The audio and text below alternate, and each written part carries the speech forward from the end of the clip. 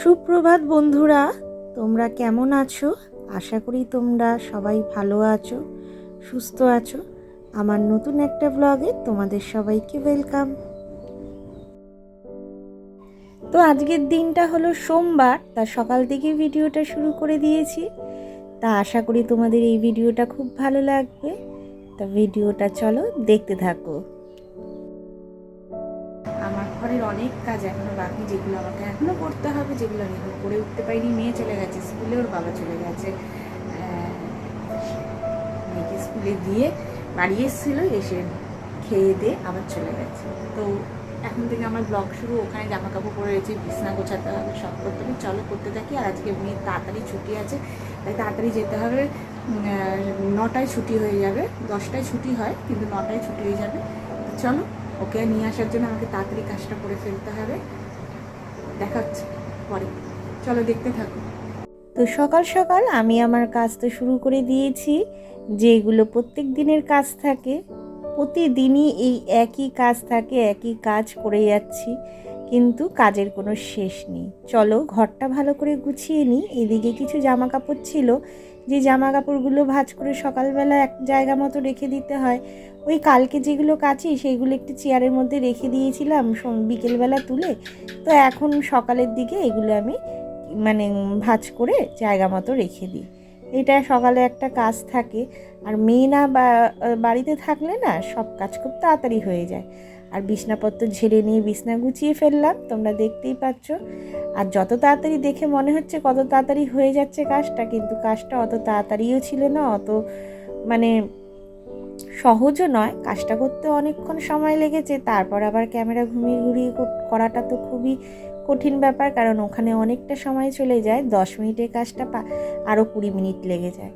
তো বুঝতেই পারছো, এই ভিডিও করে করে তারপরে কাজ করাটা খুবই কঠিন, কিন্তু তাও আমি করি নিজের শখে, নিজে ভালো লাগে আর তোমাদের সাথে একটা যোগাযোগ হয়, তার জন্য এই ভিডিওগুলো করা। তা চলো দেখতে থাকো। এই জায়গাটা আবার একটু পরিষ্কার করবে, মাইক্রোওয়েভের জায়গাটা রোজই একবার করে ঝাড়তে হয়। তা চলো ছেড়ে।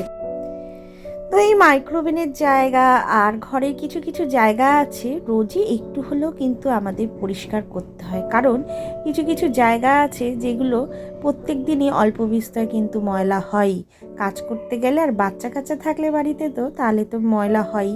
তো চারিদিকটাই একটু পরিষ্কার করে নিতে হয়। আর যদি পরিষ্কার না করি সেখানে কি আর কাজ করতে বলো কারো ভালো লাগে? আর পরিষ্কার পরিচ্ছন্ন থাকলে কি না কাজ করতে খুবই ভালো লাগে। আর এই গ্যাসের জায়গাটাও একটু মুছে নিচ্ছি, কারণ এই জায়গাটা গ্যাসের এখানে রান্না করলে জানোই তো কতটা ময়লা হয়, যারা করে তারা সবাই জানে। তো আমি এই জায়গাটা একটু পরিষ্কার করে নিচ্ছি। আর প্রত্যেক দিন তো আর সার্ফ দিয়ে পরিষ্কার করতে পারি না, কিছু কিছু দিন পুছে নিই। আর আজকে একটু পুছে নিলাম ভালো করে।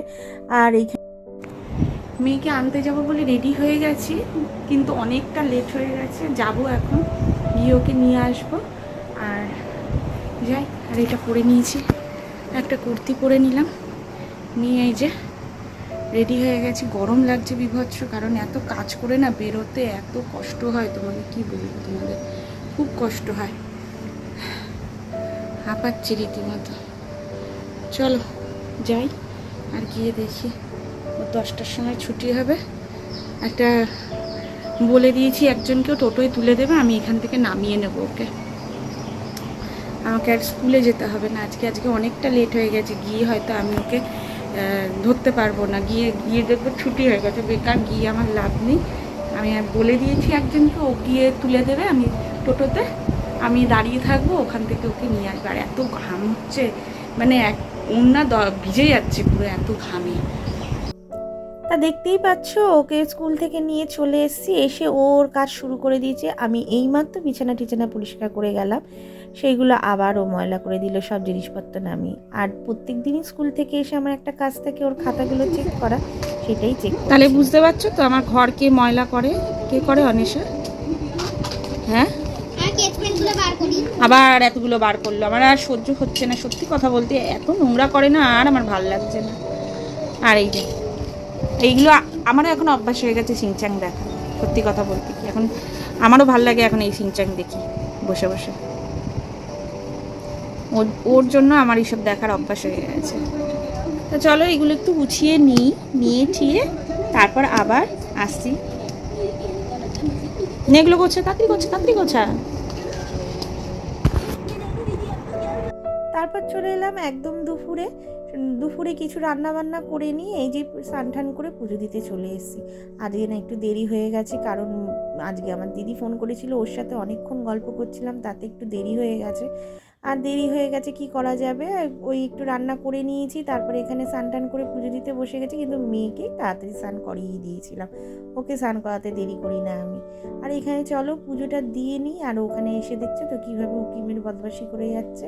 ও তো করবেই ওর কাজ, যাক আমার ভালোই লাগে ও যেগুলো করে। আর পুজো দিয়ে নিয়েছি, দেখতেই পাচ্ছ পুজোটা মোটামুটি কমপ্লিট হয়ে গেছে দেওয়া। আর ফুলগুলো আগেই তুলে রেখে দিই, একটু কেমন যেন শুকিয়ে গেছিলো, যেহেতু সকালের দিকে তুলে রেখেছিলাম। আর সকাল সকাল পুজো দিলে এই জিনিসটা হয় না। আজকের মেনুতে ভাত, আর এখানে পাঁপড় ভাজা করেছি, ভাত পাঁপড় ভাজা, আর এখানে কালকের মাংস আছে, মাংস, আর এই যে ডাল,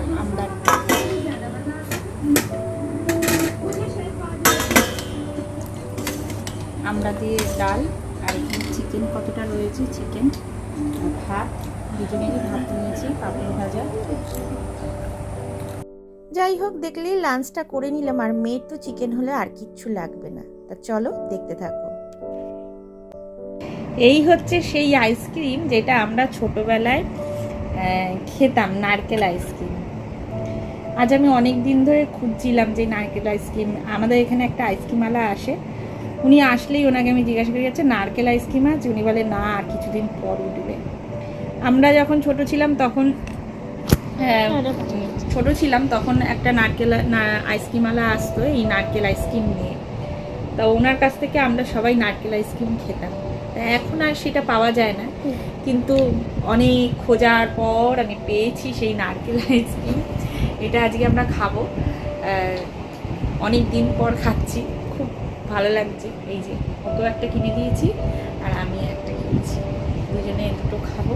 আইসক্রিমওয়ালা এসেছিলো যখন, তখন ভিডিও করতে পারিনি, তখন আমি জাস্ট আর খেয়ে বলতে পারবো এটা আগের মতো সেরকম স্বাদ, মানে আমরা যেটা খেয়েছি সেই স্বাদ আছে কিনা। ভালোই খেতে।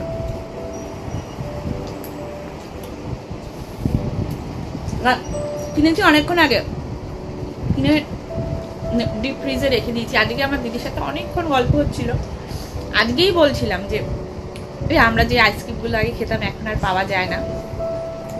তো ও তখন বললো ওদের ওখানে একটা সোদপুরের দোকান আছে, সেখানে নাকি নারকেল আইসক্রিম পাওয়া যায়, খুব ভালো খেতে। আমি আরও ভাবলাম যে এখানে না পেলে খাবো,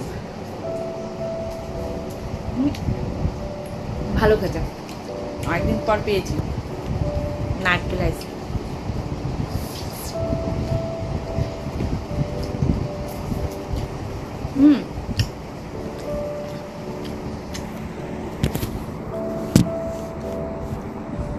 পুরোটাই নারকেল আছে। তো আমাদের আইসক্রিম খাওয়া হয়ে গেছে। আইসক্রিমটা খুব টেস্টি ছিল, সত্যিই খুব ভালো ছিল, আগেরটার থেকেও, আগে যে আমরা ছোটবেলায় খেয়েছি ওর থেকেও ভালো। আর মেয়ে জল এনে দিল, আইসক্রিম খাওয়ার পর জল খেতে হয়। Thank you. তা ওটার থেকেও ভালো ছিল, খুব টেস্টি ছিল, খুব ভালো লাগলো, মন ভরে গেল। যেটা এতদিন ধরে আমি খুঁজছিলাম সেটা আমি পেয়েছি এতদিন পর, তাতে আমি খুব হ্যাপি। গেছিল ও পেপসি কেনার জন্য, বারবার করে বলছিল মা পেপসি খাবো। তা কিনতে গিয়ে ওই আইসক্রিমওয়ালাকে আমি বলে রেখেছিলাম, উনি আমাকে বললো যে আজকে ওই আইসক্রিমটা, নারকেল আইসক্রিম এসে খাবেন। বললাম যে হ্যাঁ খাবো। তা দুটো কিনেছিলাম, কিন্তু এত ভালো, এবার কালকে 3টে কিনবো তোমার দাদার জন্য, ওকেও দেবো, ও এগুলো খেতে একটা টাইমে। আমি একটা জিনিস দেখাবো।